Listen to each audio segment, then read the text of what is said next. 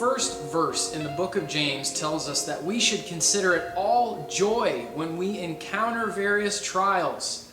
Now, how can we consider something that is challenging us, maybe even opposing or even hurting us, something that could bring us joy? It really all comes down to the power of perspective. I want you to know today that obstacles are opportunities. Anytime an obstacle comes into your life, you have the ability to come up to a higher perspective and see it from God's perspective. He's going to work something good in you. He's going to redeem it. He's going to promote you as you are faithful walking through that. You can lean into Him and be closer to Him than you've ever been. You can get stronger through the pain. You can get smarter through the experience. You can get power through the struggle. All of these things come as obstacles come into our lives. Is this the only place I can get those things? No, but it is an unlikely place. If we can keep that perspective and be surrounded by people who remind us, just like James, of that perspective, we can be encouraged,